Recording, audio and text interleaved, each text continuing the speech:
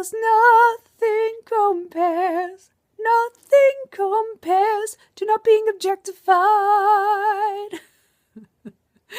That didn't sound at all like Sinead O'Connor.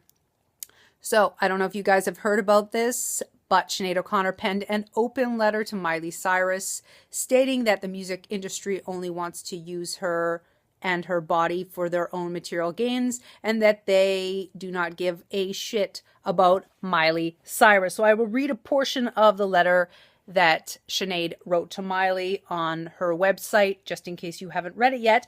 She says, "The music business doesn't give a shit about you or any of us. They will prostitute you for all you are worth and cleverly make you think it's what you wanted. And when you end up in rehab as a result of being prostituted, they will be sunning themselves on their yachts in Antigua, which they bought by selling your body, and you will find yourself very alone." So, my thoughts on this. Wow.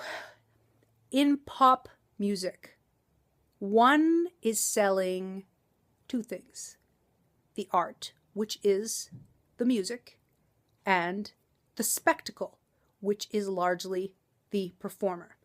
And how you can accomplish spectacle is either through clever artistic displays, such as a beautiful light installation to accompany your performance.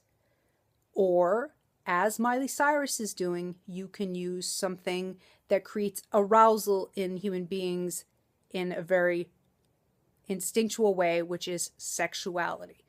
And I suppose what Sinead fears is that when one focuses too heavily on the sensational, one forgets to focus on the art itself. And one gives up a portion of one's own sexual privacy and worth and power in using that power for the material gains of others. And she wants to shield Miley from being forced to use her sexuality solely for the material benefit of others. And I sort of agree with her, because you cannot use the beauty card or the sexuality card forever in your artistic career. Eventually, there has to be other things that inspire people or arouse people, because we all age and we do not remain the same forever, nor does our relationship with our own sexuality remain the same over the years. If anything, one has a tendency, per my experience, to become more conservative and protective and private and ripened with respect to one's own sexuality. And I feel that my sexuality is now precious and is only to be shared with limited amounts of people. But that said, I have made use of sexuality and attractiveness in the marketing of my art. Look at LOL Pervs. That's essentially, it is quite political at times, but essentially it's me capitalizing on the prurient interests of other people and how comedic it can be to express or create artwork around sexuality. So I don't think that Miley's going to be totally destroyed by all of this so long as she does not develop a drug habit. I think that she will probably mature and change as an artist.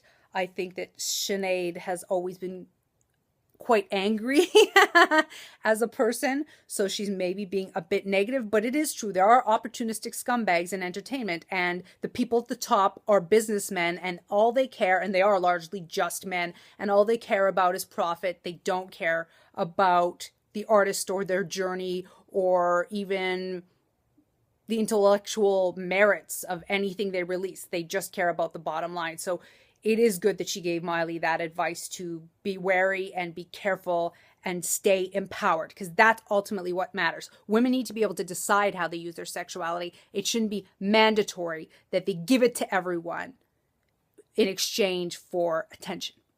So that's it. I'm Davison. Let me know what you think about this whole debate in the comment section down below. As well, I came out with a video today on LOL pervs, which is called The Evolution of the Female Pop Star from the 1980s to the present, and it makes a strong statement in line, quite in line with what Sinead said, but not quite as negative. So please go watch that.